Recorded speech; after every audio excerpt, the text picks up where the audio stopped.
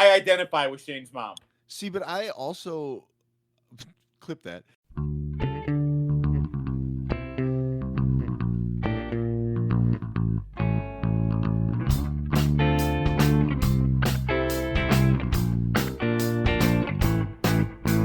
Hello, everybody, and welcome back to the Football Absurdity THfantaC Auction Podcast.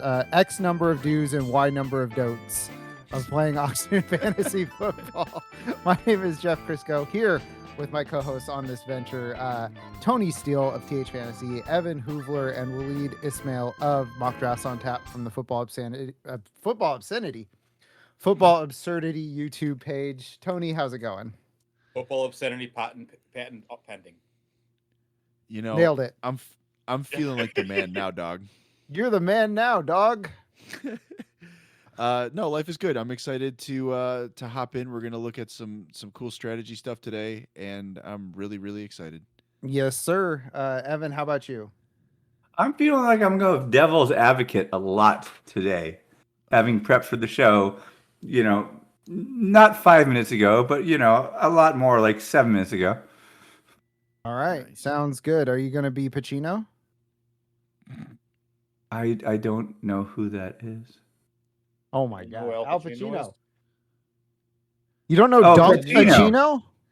Yeah, I thought you said Pacino. I don't know why. Pacino. All right, I might need hearing aids. I'm glad this medical alert came to me. This is cool. Hey, Evan, you're the old man now, dog. Waleed, how are you? He's Auction Unk. Auction Unk. There you go. That's Evan's new handle. It's a $4 burden getter. # Auction Unk. Auction Unk. Yeah. All right. So today's episode, we are going to be starting off our non-onesie position strategy. So last week we talked quarterback and tight end. This week we're going to talk running back in this episode. Next episode is going to be wide receiver. So we're going to talk about specific strategies about these positions in auction drafts. Again, the thesis for this is that you already know fantasy football. You already know ball. We're not going to be like talking about like sleepers, stuff like that. We're going to be talking about applying your knowledge to the auction space. So first question, we're going to talk about running back. And I want to know, in an auction draft, do you prefer hero running back, which is one stud and a bunch of cheaper guys, zero running back, which is a bunch of cheap running backs, or robust running back, where you're talking multiple guys that you would classify as a stud, maybe top 15 running back, and then filling in after that? So, Evan, what is your preferred method of filling out your roster at running back? Always robust. The whole point of auction is that I don't want to have to work during the regular season to figure out who my RB2 is. I work on fantasy during the summer, and I work on real world work during the rest of the time. So I just want to get a couple guys I can set and forget. That's my strategy. Okay. Waleed, what about you? I am the opposites. Okay. Well, here's my thing. I'm actually, this is something that is fluid year to year to me. What I tend to like to do is every year a position is going to be overvalued, like relative to other positions. And my goal is to maximize my value. I think this year is actually a great zero RB year because there's a lot of running backs that are going for a lot of money. And that's kind of depressed the price in some really good like wide receivers. And I want to do the opposite of what the market is doing because that's where you find your edges. Okay, so why not just do both? You get those running backs for a lot, and the depressed market wide receivers, you get them too. Yeah, but I can get Drake London for under $50, and I think that is a gross misvaluation. So I would exactly. Him. Exactly. You get those depressed market wide receivers, and you get two good running backs. Why not both? But like the idea of having like Jamar Chase, Drake London, and like AJ Brown, Nico Collins, like that feels really good because I think all of those guys are going for a little bit less than they should, and it lets me find values elsewhere. Like, and it's given me a real strong core. Also, the last 2 years, the reason I'm not as in on running backs this year is like we've had historical low injury rate for the running back position. I feel like that can't, like, eventually the piper needs to be paid. Like, and the football god comes for ACLs. And I feel like this is a year where running backs are, like, I feel like variance is going to swing the other way. And I'd rather, like, invest in wide receivers when all those running backs get hurt. Like, I don't know what's going to happen, but. Can I ask a terminology question real quick? Absolutely. As the goofus of the room. We're talking, you brought up, Jeff, when you framed this question, you said, zero RB, like anchor hero RB or robust RB. When I'm thinking robust RB in Snake, I'm thinking I want 2 running backs in my first 3 rounds. And since this is a different format, like, are you comfortable paying, when you say robust RB, if you have a $200 budget, is that like $120 on your top 2 running backs? Is that $100 on your top 2 running backs? Like, what are the parameters for robust RB in an and this auction ties format? into I think the next the category after next, which is what are your double tap pockets? Where can you get 2 or 3 guys? I think there is a pocket where you can do what Waleed says, which is get a depressed market wide receiver and still get 2 guys where you're like, wow. And so I'm excited to get that part. So I think a good way of describing this is what we're looking at is like investing like your top 2 positions. Like, generally, I say you want to spend $110 on your top 2 guys. Like, you want to get a couple guys in there that are like elite. That's generally how I approach it. I want guys who maybe in a snake draft format right now. These are guys who are going in the first round. Those top 12 guys. There's this year I think there's 5-6 running backs depending on the round, and 5 or 6 wide receivers depending, like 6 to 7. It's a pretty even split this year on those positions. So what you're doing is like you're paying up. You're paying a lot of money for that Christian McCaffrey, and maybe like your second round guy, you're getting Derrick Henry for like 40. You like that would still qualify as a robust. What you're doing is you're paying up to secure your starting running back position. Yeah, I would say it's roughly half your budget, give or take, on your 2 top guys at running back if you're going robust. Sure. Yeah. And the whole element of and Waleed's been dropping some mad teams on our mock auctions with this, so I'm not going to hate. But my whole thing is I don't want a top 15 guy if he goes for anywhere near a few dollars over projected. I can get 8 guys to start my team with a solid $200 budget if I just wait. And they're both good strategies. Not hating on Waleed. We do a show together, but I don't think you need to get those 2 top guys this year. Waleed has said this is the most he's ever seen, that the second rounders seem like first rounders, and it's the flattest. I think you said it's the flattest. Yep. The first rounders compared to the second rounders is, and that's where I'm like, yeah, man. Because in auction, if 2 people want a top guy, he's gonna go for so much more. But if 2 people want a number 16 ranked guy, and you're not gonna get in a bidding war, you can probably surf that wave. So robust looks more like, I don't know, Genty and Cook compared to like Bijan and Gibbs. I would go a tier down. I would go. You're thinking right. I would go a tier down. Hold on, I have all my spreadsheets up in here. I would go more instead of Genty and Cook. I would go Hampton and Brown, Walker and Achan, Sure. Henry and that's Achan. it. Yeah. But then 2, so basically just 2 guys that if we're talking snake ADP would be like early to mid round 2 guys. Yeah. Exactly. Instead of 2 early to mid round 1 guys, which would cost you probably, what, 70% of your budget?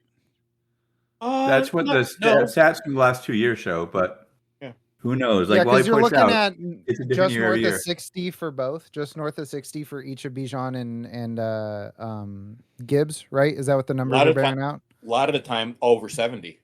Yeah. So you're looking at for a 12 team all human data, Bijan 70, Jahmyr Gibbs average at 74.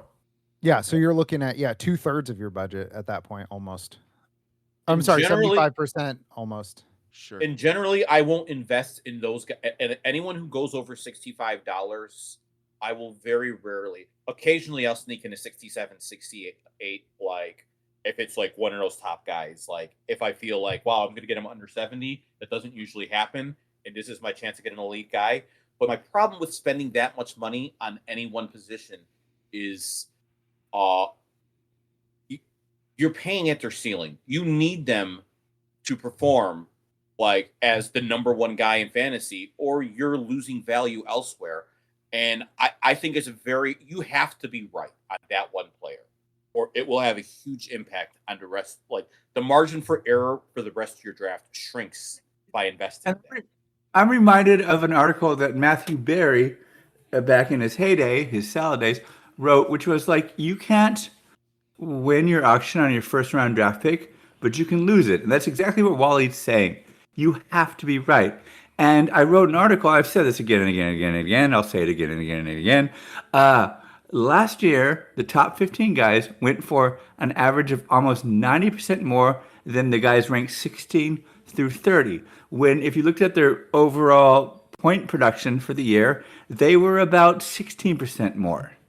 So yeah, the high-end guys in auction go for more than the resource you are allocating in a snake draft. In snake draft, it's just a first-round pick, a first-round overall pick. But in auction, it's a first-round overall pick plus what anybody else wants to bid to steal that first-round pick. Sure. And you got to be super worth it for that. And like Waleed said, you got to be on it plus for that. And like, I'm not on it plus, man. I'm just a fantasy football analyst. Okay. All right, let me ask you this. Let me ask you this. Let's talk about hero running back a little bit. I think we've talked robust. I think we've talked it through. So for hero running back, like we've kind of talked around this. Like, what range of why am I forgetting the word? Budget. There we go. That's the word. Budget. You know why? Because I'm too balling. You have to use that word. What range of your budget are you looking at? Like, because it sounds like, correct me if I'm wrong, but it sounds like both of you are saying it's a negative EV move to be taking a Bijan or a Gibbs at their cost because they are superseding what they would otherwise be worth at the 101 or 102. So my question to you both is, what, if you're doing hero running back, like one running back, what dollar amount are you looking at, and what range of player does that correspond to? Like, what I will say is, in a hero running back, if that's the way I'm going, I'm actually more likely to pay up if I can get the right price for a Bijan or a Gibbs. Like I told you, I'll pay 65 for them. Like if and it does happen sometimes. Like in real auctions, in mock auctions, you see people go a lot more aggressively for those guys. But there's a lot of scared money out there once you've paid your $5 or $20 to be in that auction room. So like having that elite guy and then rounding out with a bunch of wide receivers, I kind of like that. But honestly, anyone who I think is going to finish as a top 12 back is what I'm going to target as my hero RB. I want that guy who's going to be an anchor. Okay, so you would go as far down as say, well, I guess I would not say Jeremiah Love because he's hurt. No, so it's not going to be Jeremiah Love. I think my last guy is that Derrick Henry, Devon Henry.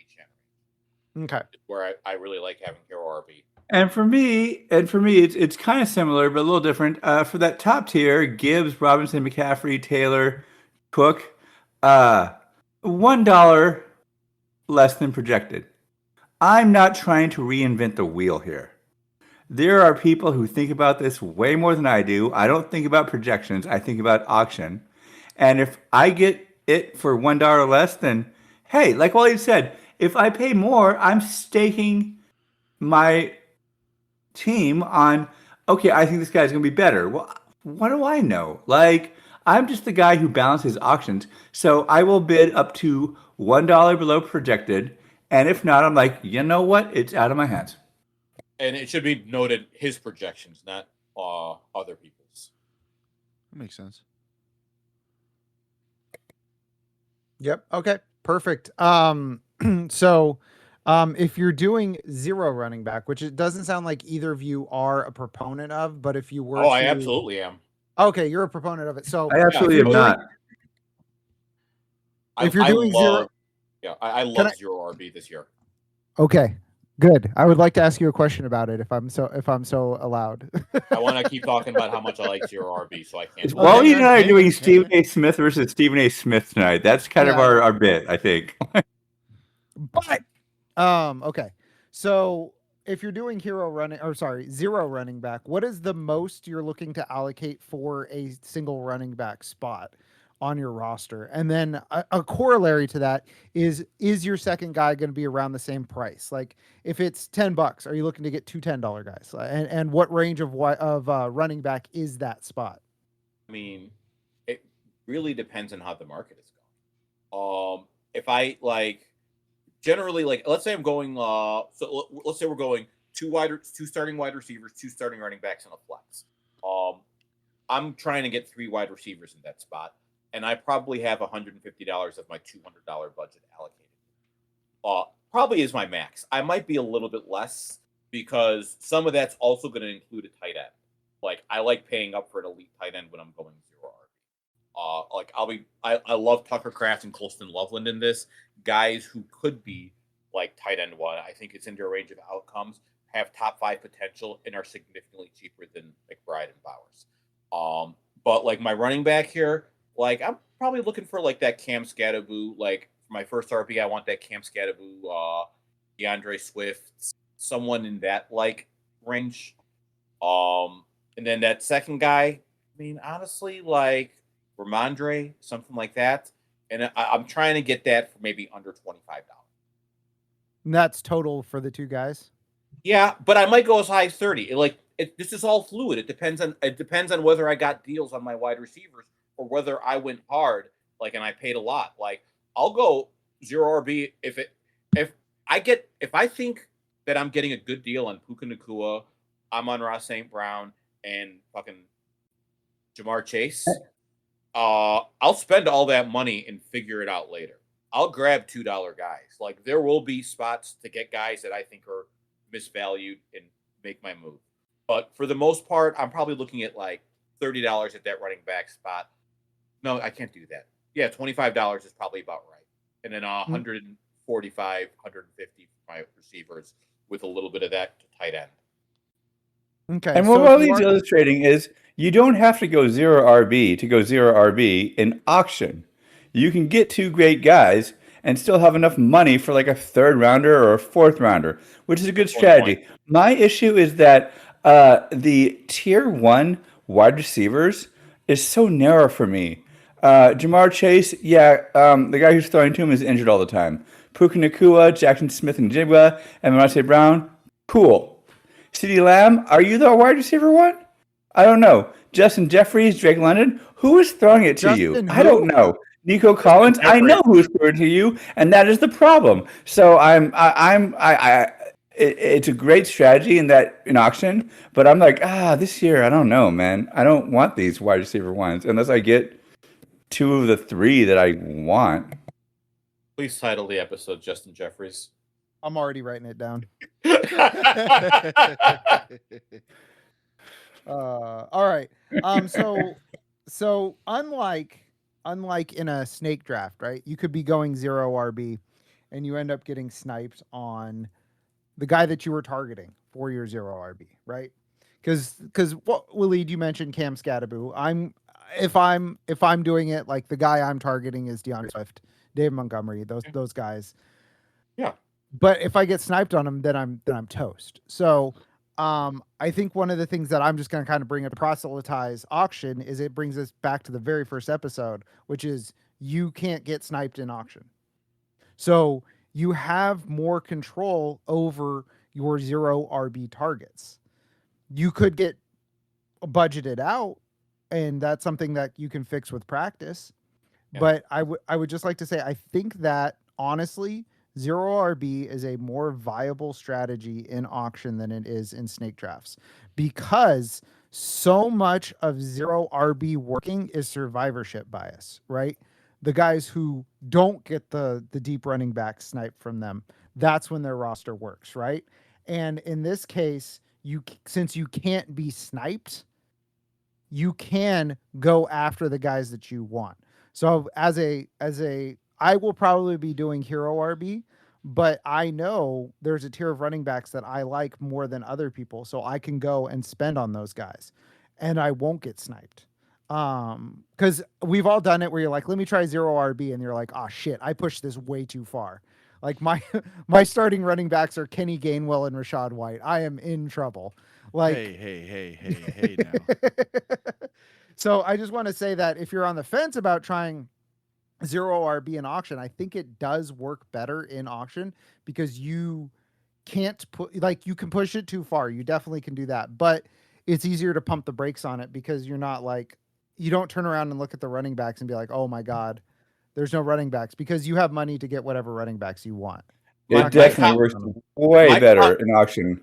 Yeah. My counterpoint to those running backs is if you have that, you probably have Jamar Chase, Puka Nacua, and Justin Jefferson. And in which case, like, you might still be okay. Like, that's the trade-off, actually. Who's Justin Jefferson? Justin Jeffries. Yeah, Justin Jeffries. Hello. Justin Jeffries. He's the Speaker of the Senate. If you do those three guys you said, in draft, you're stuck with like looking at Bucky Irving or Brayshell Tootin. But in auction, you're like, I could just allocate a lot of my resources to get me a, not a Kyron Williams. Or Javonte Williams. I don't know why they're all named Williams. Or Breece Hall. Yeah, you definitely can just front load your thing. I don't even think 0 RB should be a term in auction because you can always just bid up and sacrifice your bench or whatever. Okay, perfect. All right. Tony, do you have any questions about Hero RB, 0 RB, robust strategy with the boys? How clear is the relationship between hero, 0, robust, if we're talking about like I know we did onesies last week, but are you just transferring all of this over to quarterbacks if we're playing Superflex? That's an excellent question. Thank you. I've been writing the stuff value down. Yeah, no, this is so here's the thing is auctions change significantly when a quarterback is involved. Like, if you look at 12-man data, like, okay, you got Josh Allen goes for $31. Lamar Jackson goes for like an average of 8. Joe Burrow for 12. You got like a bunch of guys in that 10 range, and then like it drops significantly. Once you add quarterback, a super flex spot where you can start 2 quarterbacks, quarterback values become like the equivalent of top tier running backs. Josh Allen is perhaps the most valuable player in a super flex. Yeah, it does not drop anymore. Because and the reason for this is there's not a significant difference between the output of QB1 and QB12. When you add a super flex, you have to get the production difference between QB1 and QB24. And that is a much greater gap. And quarterbacks score more than any other position. So like that changes it significantly. In that point, like a super flex, in a lot of ways, you could almost change like that hero RB, 0 RB, and robust. You could just change it to the quarterback position, and those are the exact same strategies. Like you can go for that with running back and quarterback, and it becomes an absolutely viable strategy. Okay. All right. Sorry. Yeah, I'm doing, exactly. I'm doing commissioner duties in my home league. I'm sorry. You're good. That's fine. I can vamp. Like Waleed said, there's no drop. When you're doing a single quarterback auction, there's a point where all the people who are gung-ho for a quarterback, they get their quarterback. And then the quarterback market plunges, and it's real cheap. In Superflex, everyone wants a quarterback and then wants another quarterback. There is no drop there. So yeah, you gotta like Tony said, divert any resources you can to quarterback. But to bring this back to running backs, like because of the added money that goes into the quarterback position, that actually depreciates like the overall value of the running back and wide receiver market. And this year is going to be a very interesting year, I think, because running back and wide receiver are so deep along with quarterback. Like this is actually a really deep year for quarterback. Like I love that what is it? Our QB 1, 2, 3, 4, 5, 6, 7, 8, 9. QB 10 is Dak Prescott. QB 11, Brock Purdy. That is like, those are guys I feel really comfortable with, and that means that there's a lot more flexibility with what you can do. I have not done a super flex mock yet, and hopefully we should probably consider doing that for this Saturday mock auctions on tap, because we need Sundays. Yeah, this Sunday I think. Well, also this Thursday. Small little plug there. But yeah, running backs will be the max values will go down like $10 for the running back and wide receiver position, it feels like. And then it'll flatten out a lot earlier because all of that money that's going into the quarterback position in a super flex. Okay. I hope that answers your question. If you have any follow-ups, I'd love to answer them. I mean, it makes sense. I mean, I did some super flex best balls in Snake, and I found myself going receiver, running back in the first 2 rounds, and then just circling back with, your Staffords, your Mahomeses, your Bo's Nicks, and just trying to not allocate. I didn't want to fight those fights. And that's then you end up that's drafting, a fun choice this year. Right, but then you end up drafting I can get Jalen Waddle and stack him later than as my wide receiver 3 instead of oh, well, shit, I got Josh Allen, and then I decided to not fall behind at running back. So now my my wide receiver 1 is Jalen Coker or whatever. You really neglected that position. Hey, it's underdog. Those people aren't very smart. Yeah. So somebody sniped you on Jalen Naylor, is what I'm hearing? No, that was his first round pick. Round one. Okay, round one. Okay, perfect. He said running back, wide receiver, running back for his first 2 picks. Okay, I can't think of. We're talking about guys that I would never pick in auction. How dare you say that about Jalen Naylor? First of all, never. That's because Evan's on a budget. He won't pay. Right. Never. All right. So, last week, Tony brought up a great point, which was something that I hadn't thought of before, which was about when you have these pockets of players in snake drafts, you have to decide one of them, right? He talks about that Ibuka, Flowers, McConkey, Higgins group. Yes. Is that what it is? Yeah. Nailed it. Yeah. And so that's a pocket where you can get 2 of these guys. So I'm wondering, what are your favorite pockets to double dip in? What groups are you trying to get multiple players out of? What tiers? I'm doing Greasy Spoon Theory, and I almost always get 2 from the Barkley, Genty, Hampton, Chase Brown, KW3, HN, Henry thing. They cost about $40, $45 each. I have $100, $110 left. It's cool. I can get a team. I'm almost always double dipping there. Okay. Waleed, what about you? Is there a little bit of a deeper pool that you're diving into? I mean, the Parker Washington Roma Doomsday pool. Wrong position, buddy. Oh, you're right. No. Save that for the wide receiver episode. Yeah. The reason I'm going for wide receivers there is because if I go a little earlier, I can get that DeAndre Swift like David Montgomery grouping. Is that what Evan just said? No, that was the opposite of what I just said, but that's cool too. Yeah. My question is though, then if that's your pocket, does that worry you? Because the way I perceive prices this year, I feel like the Monty DeAndre Swift pocket is the edge of a tier. Yep. Because then after that, we're looking at part-time guys, right? We're looking at Travion Henderson. We're looking at Bashal Tutin. We're looking at Bucky Irving. So if you've identified that pocket and you know that you're paying, I don't know what these guys are costing off the top of my head, maybe $20. $20 each. Yep. Are you still willing to go up to 24? Because that's definitely the full cord to stop the train emergency pocket where you're like, bro, I don't got a guy. I'm going to get a guy. Okay.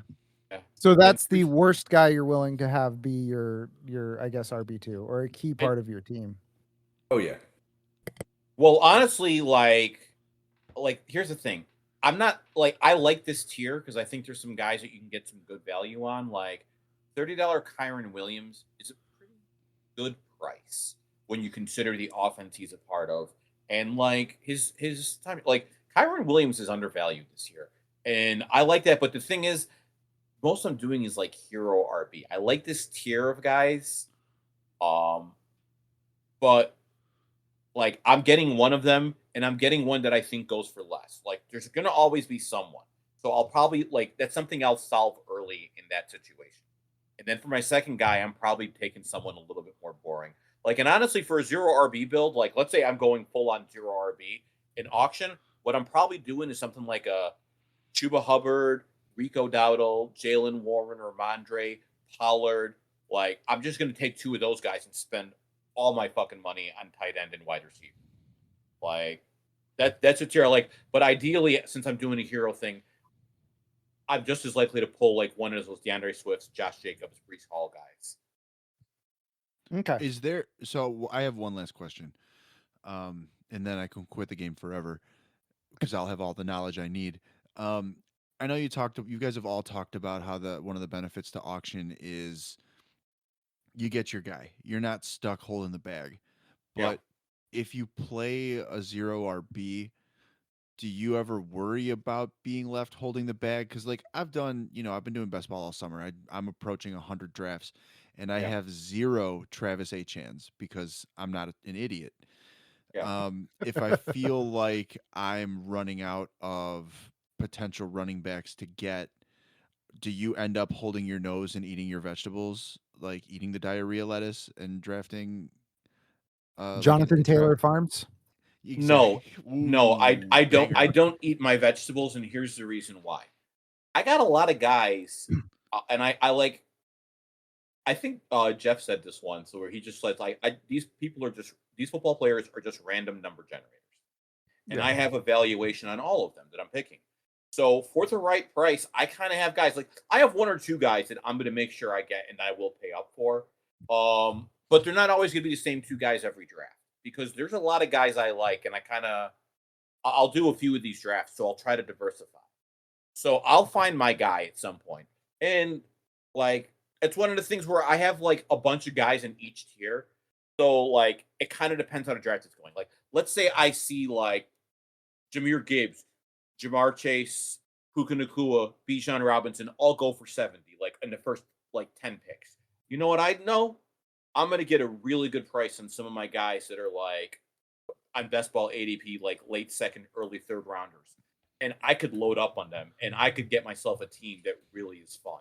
Like I'm picking my guys that I choose based on how the draft is going. So you're saying you can be a 7-year-old and just not have your vegetables in auction? Yeah, it's an auction. Get your guys. But like if you only have 2 guys, then you might have to eat your vegetables if those are very popular guys. It's called the carnivore diet. You don't have to eat. The amount of vegetables you have to eat is inversely proportionate to the amount of guys you have. This conversation makes no sense to me because I love vegetables. Beef tallow running backs. Yeah. Sounds great. Evan, next strategy is the beef tallow strategy. Right. Well, that made sense, right? Like the Yes. less guys you have, the more vegetables you got to eat. Yeah. Sure, I like, love if you're not as vegetables. prepared. Vegetables are the second best next to meat, dude. I don't get it. Evan, I need to know that you know that this is a metaphor.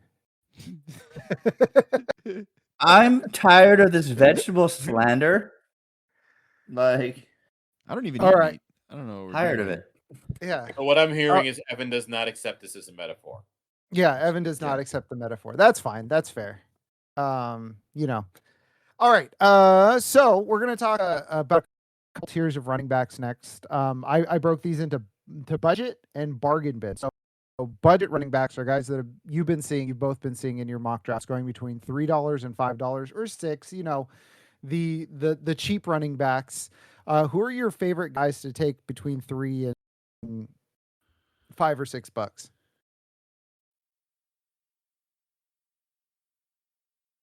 All right. I'll tell Waleed, you right we'll now. start with you. Yeah. Okay, for the $5 to $6. Honestly, I like Ramondre in that range. I like like Blake Corum. I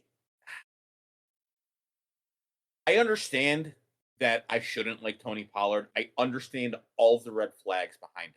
But $4, like Tony Pollard's going on average for $4.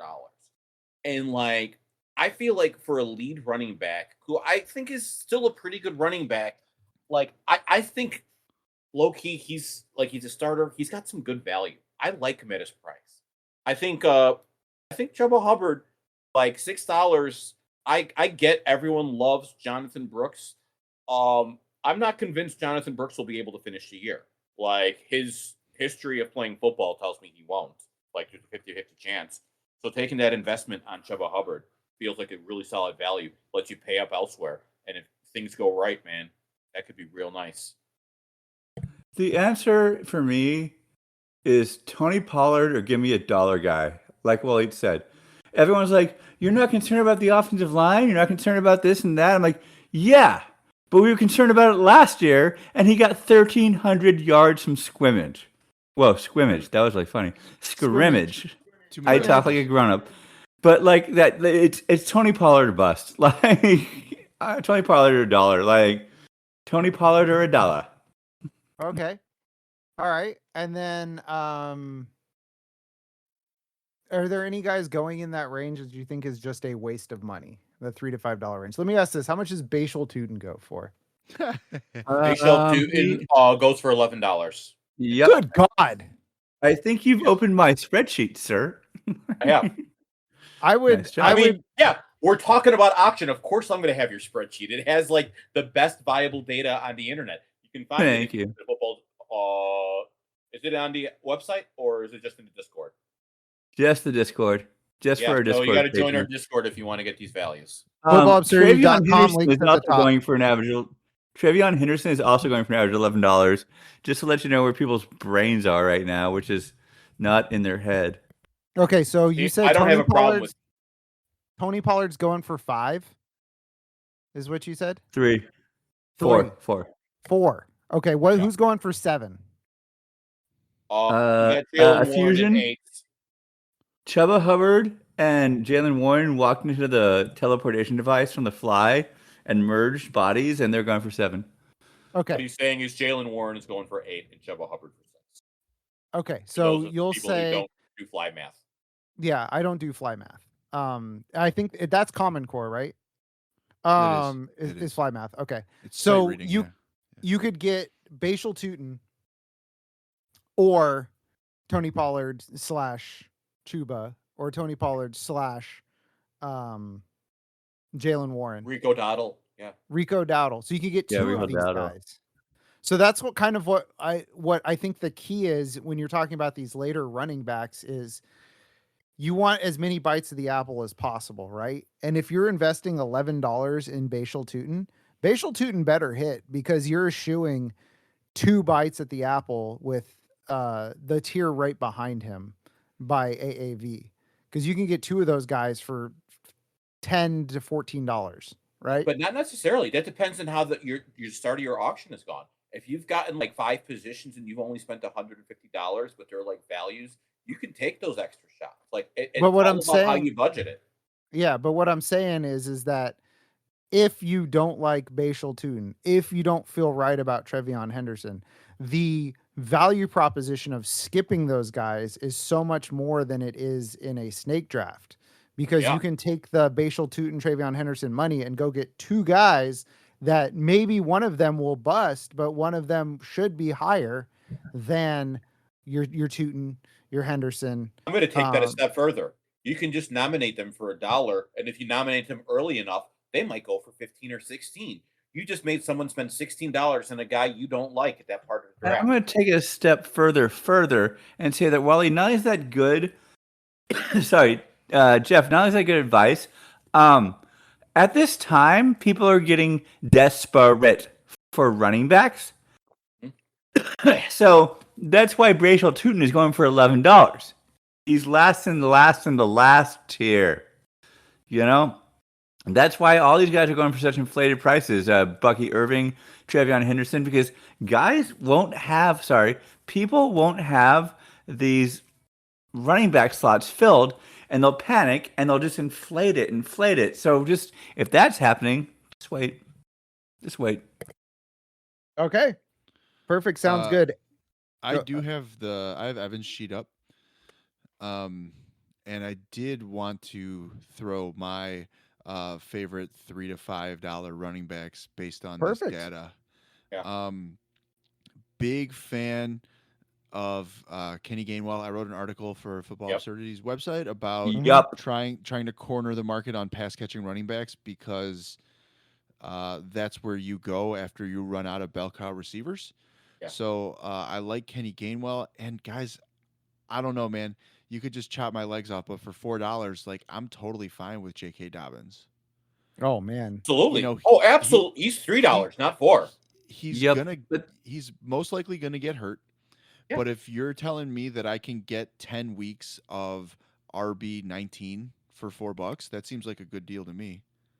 And I think those two guys are very similar yet very different in that J.K. Dobbins, I want on my starting slot, my flex, because he's going to do great early. Kenneth Gainwell, I want on my toolbox bench because I'm like, the more I wait, the more Bucky Irving is going to, fall off, and the better Kenneth Gainwell stock's going to be.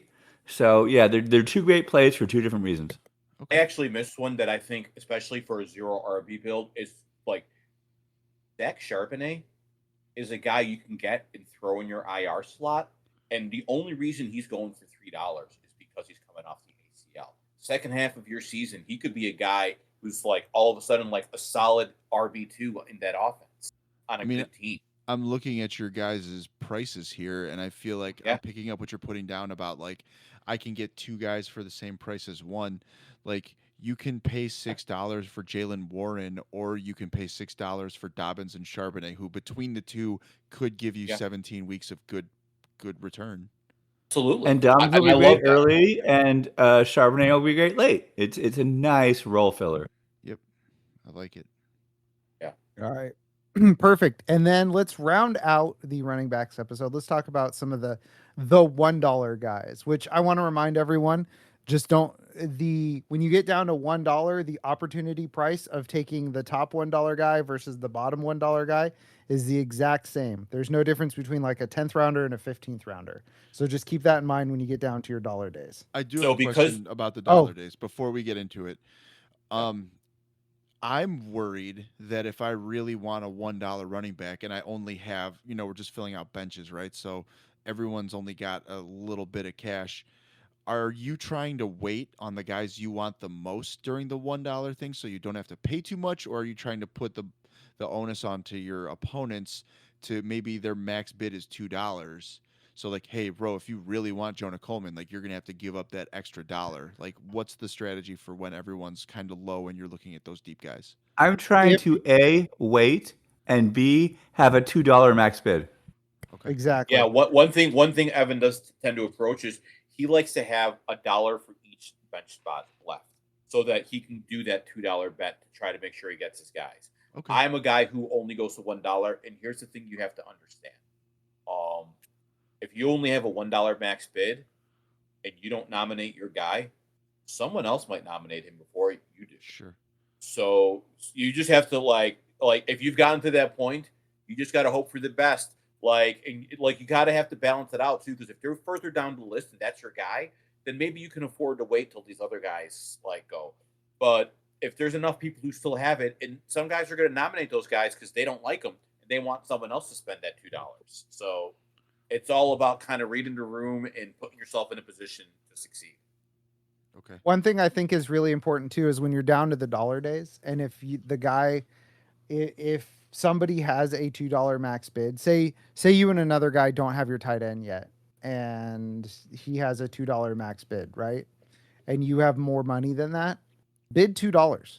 He's automatically boxed out. Sure. Yes, that's a great bit of advice. Yeah, because he's automatically. You can click the button that says max bid and see exactly what Jeff is talking about. And I want to add a note here because you did the $3 to $5 range, and then you did a $1 range, and I'm going to roll the $2 guys into the $1 range. That's fair. Because they need to be addressed. Because I actually like two of these guys a decent amount. Okay. And those guys And? are Rashad White and Chris Rodriguez Jr. I think Rashad White is going to end up being like that Austin Eckler role in Washington. They didn't pay him a lot of money, but they paid him enough that I think that they see a vision for him. Got a history with Jaden Daniels, and for $2, like I know what could potentially be a high scoring offense. I think that's a solid bet. And Chris Rodriguez Jr. is a $2 player that, especially with the injury to LeGarrette Quinn. LaQuinn Allen, yeah. Oh, LeQuinn Aaron. LeGarrette. I don't know what I did. I don't know what I did there. Too much. Okay. You Justin Jeffries it. Yeah. Yeah, Justin Jeffries over here. my hubris gets me again. That's right. All right. Any other running backs that you want to call out for any? Yeah, I'd also like to throw, and all these guys, like in my sheet, they're listed for $1, $2, $3. They could go for less. They usually do. Kyle Monungai. Well, Kyle Monungai is not a $1 player. He's a $3 player, but I'm saying I've seen him go for $1 plenty of times. He goes for $3 50% of the time, but he goes for $1 many times. Like, I would say out of the list of data that I have in front of me, to me, it's if you're not betting on $3 or $4 J.K. Dobbins, you should probably be betting on $1 Jonah Coleman. Oh yeah, absolutely. I love Jonah Coleman, Tyler Algier, especially with the Love injury. They paid him in the offseason. I think people are assuming that it's not going to be a 50-50 split, and I think it is. At least for year one. The only difference between those two players for me is that one of them's running behind the best offense in football, and the other one is not. And the other one's Jonah Coleman. Hey, Yeah. whoa there.